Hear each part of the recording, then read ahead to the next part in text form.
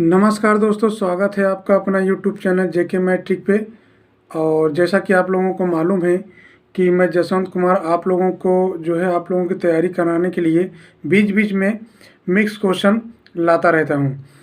तो आप लोग एक चीज़ ध्यान दीजिएगा, ये तो मैं अच्छे अच्छे क्वेश्चन मुझे मिल जाते हैं, जैसे कि आपका रेलवे के ग्रुप डी में या एनटीपीसी का, या अगर मैं पेपर कोई लगा जो लेखपाल का कोई पेपर में लगा रहा हूँ, मुझे अच्छे अच्छे क्वेश्चन जब मिल जाते हैं तो मैं उन सारे क्वेश्चनों को इकट्ठा कर लेता हूँ।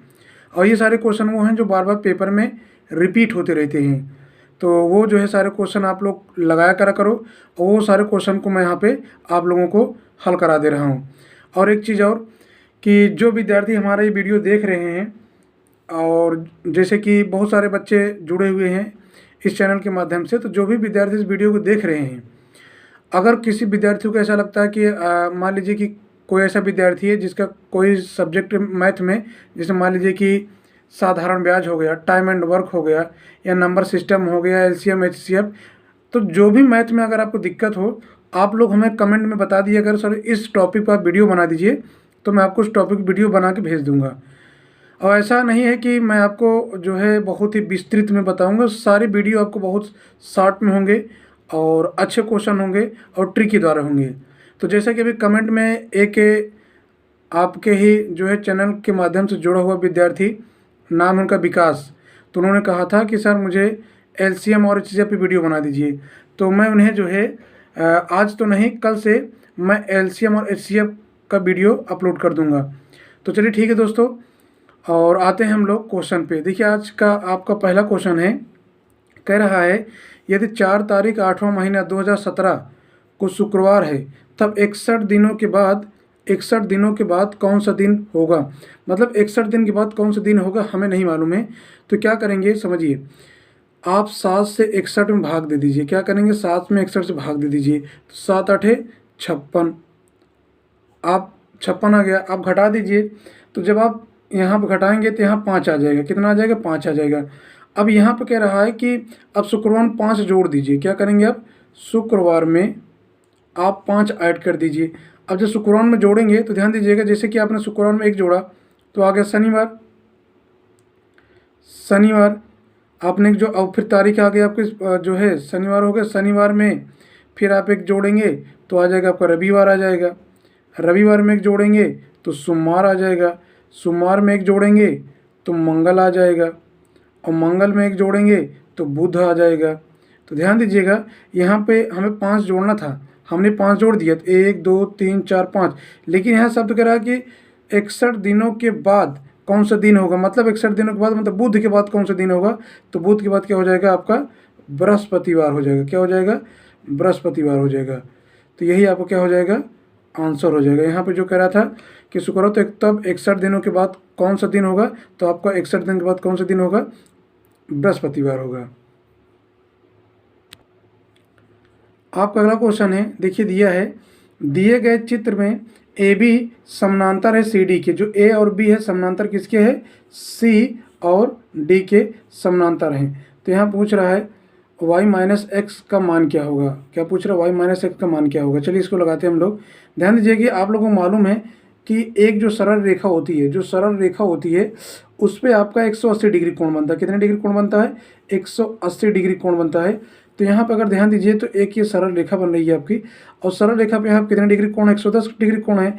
तो आप बताइए किधर कितना होगा, 180 में 110 घटा देंगे तो कितना आएगा, 70। तो यहाँ पर कितने डिग्री कोण बनेगा, 70 डिग्री कोण बनेगा। तो ध्यान दीजिए यहाँ पे 70 डिग्री कोण बना।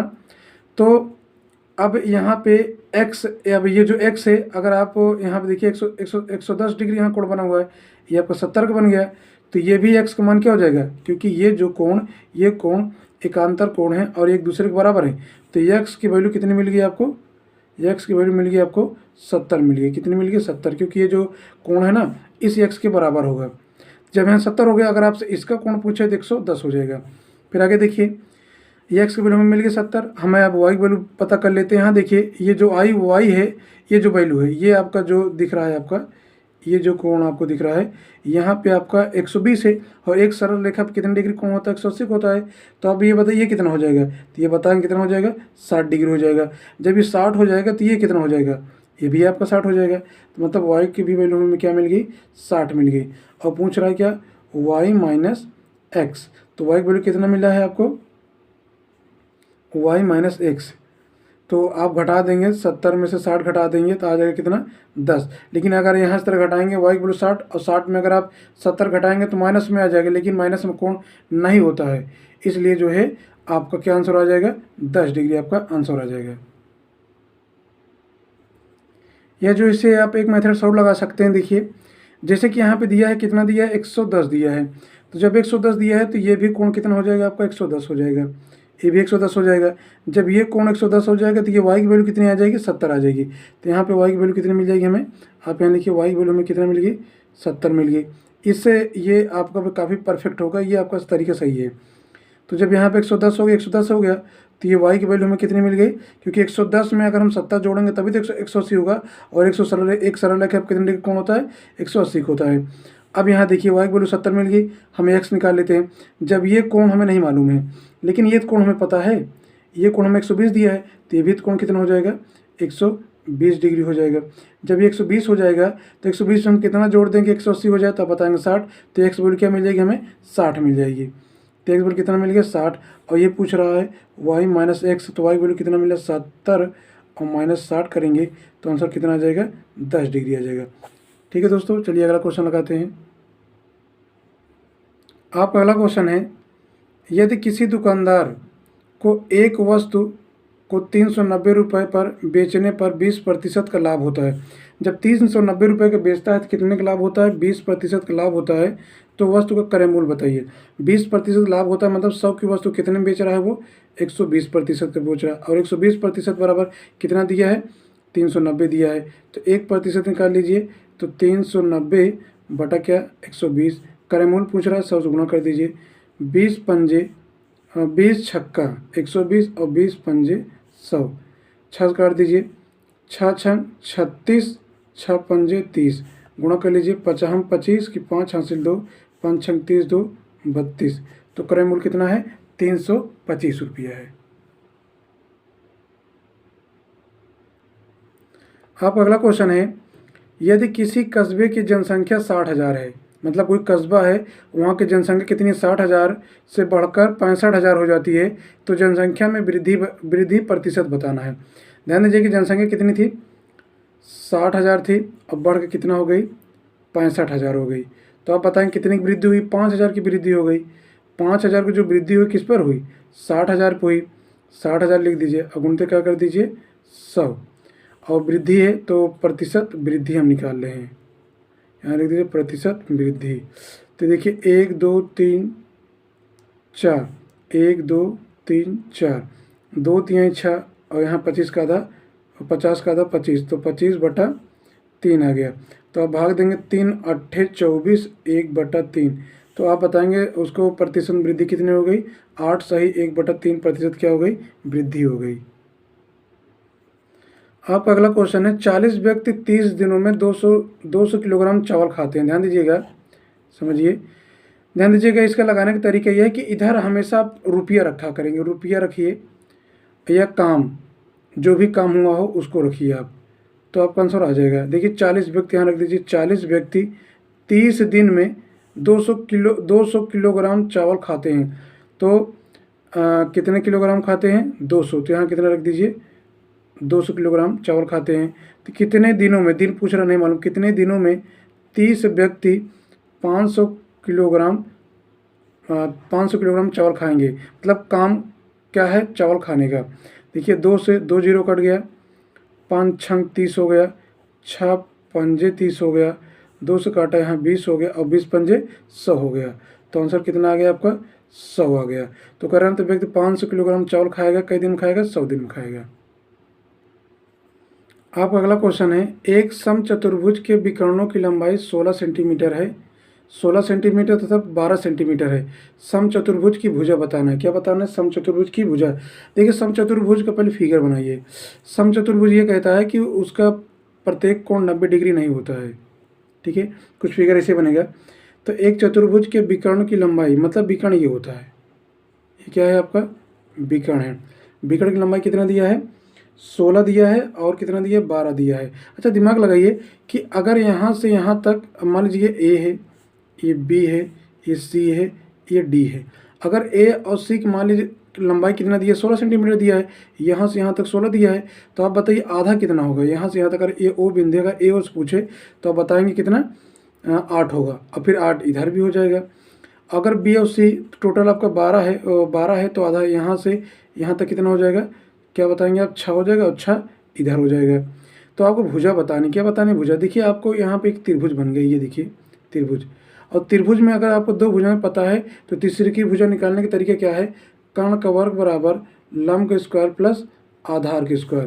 कर्ण को इसे रहने दीजिए, लंब कितना है, ये आपका 8, 8 आए 64 और 6 36, तो कर्ण की स्क्वायर बराबर हो गया आपका 100। तो कर्ण की स्क्वायर बराबर क्या लिखेंगे, 10 स्क्वायर, ये स्क्वायर स्क्वायर कट जाएगा, तो कर्ण बराबर कितना आ जाएगा, 10 आ जाएगा। तो ये जो भुजा पूछ रहा है, ये भुजा आपकी कितनी आ जाएगी, 10 आ जाएगी। ठीक है दोस्तों, चलते हैं आगे। आपका अगला क्वेश्चन है, यदि 8 पेन का क्रय मूल्य, ध्यान दीजिएगा, 8 पेन का क्रय मूल्य को इंग्लिश में सीपी बोलते हैं। 8 पेन का क्रय मूल्य 6 पेनों के बिक्कर मतलब एसपी के बराबर है, तो लाभ प्रतिशत बताइए। इसे काट दीजिए, 3 से 2 से काटिए तो 2 चौक 8 और 2 तिहाई 6 हो गया। ये सीपी ऐसे रहने दीजिए, एसपी को यहाँ लाइए, 3 यहाँ से रहने दीजिए, 4 को यहाँ लाइए। इसका मतलब ये हुआ कि कोई चीज़ आपने कितने खरीदा, 3 खरीदा, कितने को बेच दिया, 4 का। 3 को खरीदा, 4 को बेचा, 1 का लाभ, कितने में से, 3 में से, गुणते 100। तो 100/3 का मतलब होता है 33 सही 1/3% का क्या हो गया, आपको लाभ हो गया, लाभ प्रतिशत हो गया। कितने का हुआ, 33 सही 1/3% का लाभ हो गया। अब अगला क्वेश्चन है, निम्न में से कौन सी परिमेय संख्या 3/5 और 4/5 के मध्य नहीं आती है। ध्यान दीजिएगा, 3/5 और 4/5 के मध्य नहीं आती है। तो इसको हल करने के लिए आप करना क्या पड़ेगा, थोड़ा सा समझिए।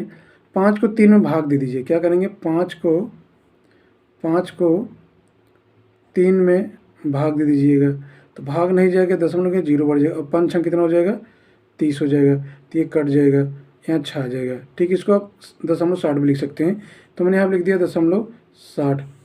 अब फिर आप 5 से भाग दे दीजिए, 5 से 4 में भाग दीजिए, भाग नहीं जाएगा, दशमलव के 0, 5 8 40, यहाँ 80 लिख सकते हैं। तो यहाँ क्या लिख देंगे आप, 80 लिख देंगे। चलिए ठीक है दोस्तों, हल करते हैं। और यहाँ पूछ रहा था कि मध्य नहीं आती, मतलब किन के बीच में कौन सी संख्या नहीं आती है। तो अगर आप 30 को 19 में भाग देंगे तो यहाँ 0.0 बढ़ेगा, तो 30 पंजे अगर आप लेंगे, 3 छक्का ले जाइए, तो 30 छक्का आ जाएगा आपका 18, तो 180, 0 यहाँ 10 आ गया। फिर आप 0 बढ़ाएंगे तो यहाँ फिर 300 हो जाएगा। तो ये आपका 10 आ गया। अब कितनी बार ले जाएं, 9 बार ले जाते हैं। कितनी बार ले जाते हैं, 9 बार ले जाते हैं। तो जब 9 बार आप ले जाएंगे तो ये आपका 90 बार जाएगा, तो 0.69 इनके बीच में है, ये तो है, लेकिन कह रहा कौन सा नहीं है। चलिए 3 को देखते हैं, 3 को भाग दे दीजिए 2 में, नहीं जाएगा, 0.3 छंग 18, 2 बचा 0, फिर 3 छंग 18, ये भी है आपका। चलिए 7 को देखते हैं हम लोग, 7 को भाग देते हैं 10 में, यहाँ दशमलव लगा, यहाँ 0 बढ़ा, या तो सॉरी एक बार ले जाइए आप, एक बार ले जाएंगे। अगर आप 10 को देना है भाग, 10 को भाग देना है किस में, 7 में, दशमलव लगा 0, 10 7 70, और फिर ये 70 हो जाएगा, ये कट जाएगा, ये भी आपके बीच में आता है। तो अब बचा क्या आपका, ऑप्शन 8 डी, यही आपका क्या हो जाएगा, आंसर हो जाएगा। चलिए मैं हल करके दिखा दे रहा हूँ, आप हल करके देख लीजिए। अगर हम 30 को भाग देते हैं किस में, 16 में, तो भाग नहीं जाएगा, दशमलव लगे 0, कई बार जाएगा, 5 बार जाएगा, तो 5 बार जाएगा, कितना आ जाएगा, 150, यहाँ 100 आ गया। फिर आप 0 बढ़ा दीजिए तो ये जाएगा, फिर कितनी बार, 5 बार जाएगा। तो देखिए 0.55 आ रहा है, जो 60 से कम है, इसके बीच में नहीं आता है, तो यही आप क्या हो जाएगा, आंसर डी हो जाएगा। अगला क्वेश्चन है आपका, एक राशि साधारण ब्याज पर 10 वर्षों में दुगनी हो जाती है। देखिए इसको मैं बहुत सिंपल तरीके से बता रहा हूँ, 10 वर्षों में दुगनी हो जाती है, मतलब कि आपने किसी को 1 रुपया दिया तो आपको कितना दिया, 2 रुपया दिया, तो 1 बढ़ के दिया, यही आपका क्या है, ब्याज है। ये आपका मूलधन है, ये आपका मिश्रधन, मूलधन है, ये आपका मिश्रधन है, ये आपका क्या है, ब्याज है। और तो कितने वर्षों में यह राशि उसी ब्याज की दर पर तिगुनी हो जाएगी, मतलब 1 से कितनी हो जाएगी, 3 गुना। तो ध्यान दीजिए, इसका एक रूल है, मैं आपको तरीके बता दे रहा हूँ। सूत्र है ब्याज बटा ब्याज बराबर समय अपान समय। ठीक है, देखिए 10 वर्षों में समय क्या दिया है, 10 वर्षों में कितना दुगनी हो जाती है। तो जब दुगनी हो जाती है तो ब्याज कितना मिलता है, हमें 1 मिलता है। तो कितने वर्षों में 3 गुना, जब 3 गुनी हो जाएगी तो ब्याज कितना मिलेगा, हमें 2 मिलेगा। कितने वर्षों में नहीं मालूम, एक्स कर लिए, गुणा कर दीजिए, तो एक्स बराबर कितना मिलेगा, 20 वर्षों में कितना हो जाएगा, 3 गुना। ये आपका क्या हो गया, आंसर हो गया। आपका अगला क्वेश्चन है, यदि 3 पेन 2 पेंसिल और 4 रबड़, ध्यान दीजिएगा, कह रहा है कि 3 पेन 2 पेंसिल 3 पेन 2 पेंसिल 4 रबड़, 4 रबड़ का मूल्य कितना है, 92 रुपये है। मतलब 3 पेन और 2 पेंसिल और 4 जब आप रबड़ लेते हैं तो कितने रुपए है, इसका मूल्य कितना है, 92 रुपये है। तथा 8 पेंसिल, ध्यान दीजिएगा, पूछ रहा है 8 पेंसिल, देखिए 8 पेंसिल 16 रबड़, 16 रबड़ का मूल्य कितना है, 68 रुपया है। तो 24 पेन का दाम बताना है। देखिए यहाँ पे आप 4 कामन ले लीजिए। देखिए मैं बता रहा हूँ कॉमन क्यों, जब आप 4 कामन लेंगे तो यहाँ बचेगा 4 दूनी 8, 2 पेंसिल 2 पेंसिल प्लस 4 चौक 16, 4 रबड़। ठीक है, तो यहाँ 68 बचा, क्योंकि मैंने 4 कामन लेते, 4 से इसको काट दीजिए, 4 कम 4, ये 4 है आपका, 4 कम 4 कम 4 से 28, कितना आ गया, 17 आ गया। और 2 पेंसिल और 4 रबड़, 2 पेंसिल और प्लस 4 रबड़, देखिए 2 पेंसिल और 4 रबड़ का स्थान क्या रख सकते हैं हम, 17। तो इधर बचेगा आपका 3 पेन बचा, 3 पेन प्लस 17 बराबर 92 रुपये। तो 3 पेन है और 92 में घटा दीजिए।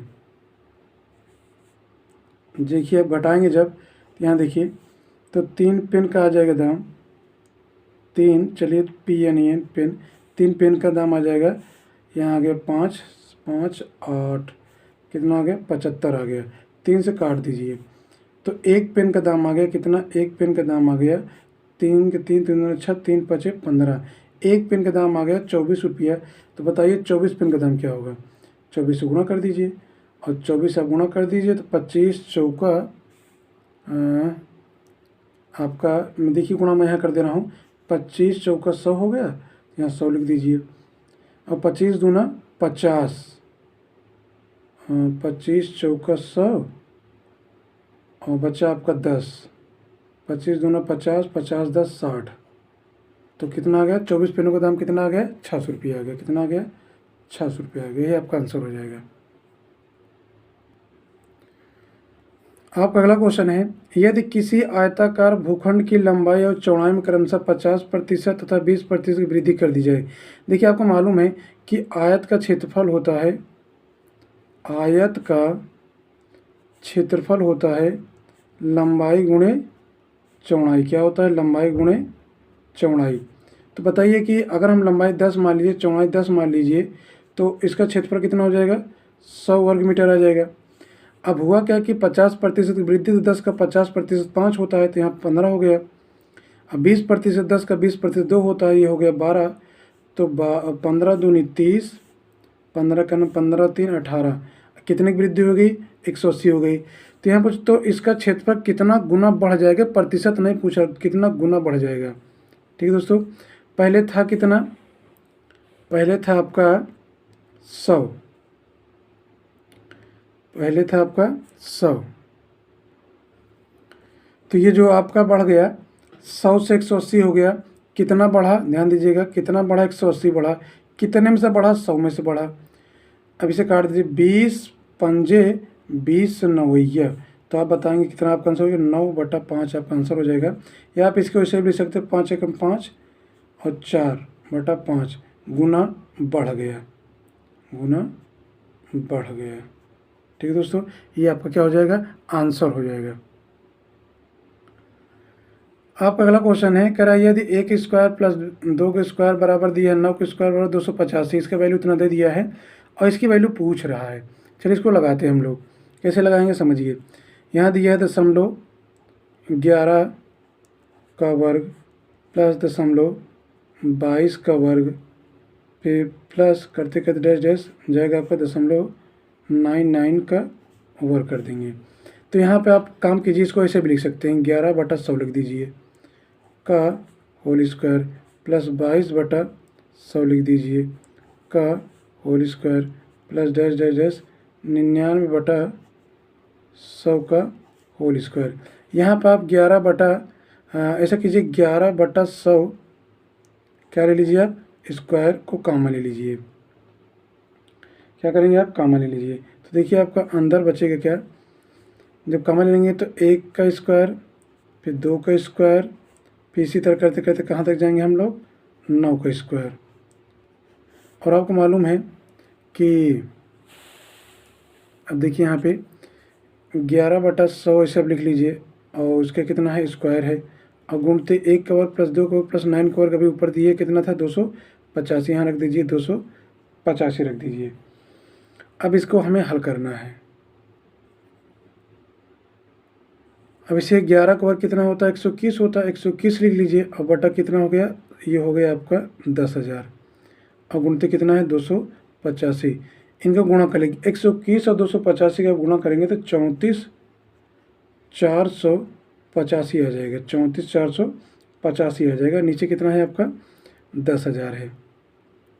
तो आप 4 अंकों के बाद दशमलव, यहाँ दशमलव लगा देंगे। ठीक है दोस्तों, इसको हटाने के लिए तो ये आपको हो जाएगा 3.4485। ठीक है, ये आपका क्या हो जाएगा, आंसर हो जाएगा। चलिए दोस्तों लगाते हैं, आपका अगला क्वेश्चन है 80 मीटर व्यास वाला एक वृत्ताकार है, समझिएगा एक वृत्त है, ठीक है, और ये जो वृत्त है वृत्ताकार पार्क के अंदर एक अधिकतम क्षेत्रफल का एक वर्गाकार खेल का मैदान बना है। तो ध्यान दीजिएगा, अगर आप इस वृत्त में अगर आप खेल का मैदान बनाएंगे तो देखिए कोई खेल का मैदान कैसे बनेगा, और वर्गाकार है तो अधिकतम वर्गाकार आपका इतना ही बन पाएगा। और इसका 80 मीटर व्यास वाले एक वृत्ताकार, तो अगर हम इस वृत्त को इस वृत्त से मिला दें तो क्या कहलाएगा, इसका व्यास कहलाएगा, और इस वर्ग क्या कहलाएगी, त्रिज्या कहलाएगी। एक वर्गाकार खेल का मैदान है बना है, तो खेल का मैदान का क्षेत्रफल, तो ये जो वर्ग का क्षेत्रफल पूछ रहा है, देखा जाए तो आप किसका क्षेत्र पूछ रहा है, वर्ग का क्षेत्रफल पूछ रहा है। आपको मालूम है कि वर्ग का विकर्ण का जो सूत्र होता है वो होता है √2 भुजा होता है। कितना होता है, 2 भुजा होता है।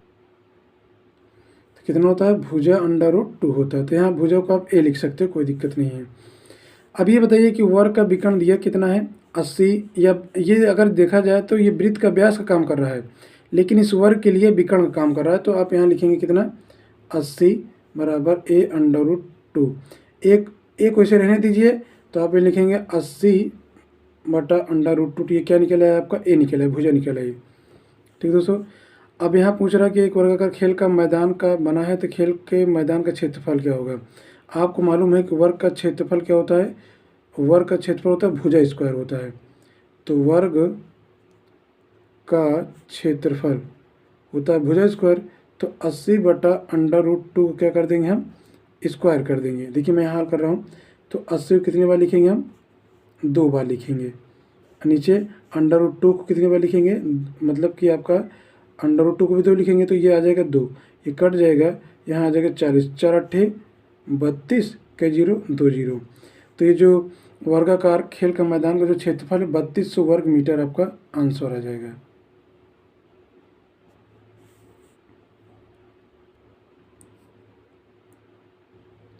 आपका अगला क्वेश्चन है 240 अंकों की एक परीक्षा में किसी परीक्षार्थी ने 52 अंक अर्जित किए। ध्यान दीजिएगा, 240 में से कितना अंक अर्जित किया, 52 अंक अर्जित करता है। यदि पाई आलेख में इसका संगत कोण, पाई आलेख का मतलब कि आपको मालूम है कि एक जो वृत्त होता है उसकी अधिकतम वैल्यू 360 होती है, 360 से गुणा कर दीजिए।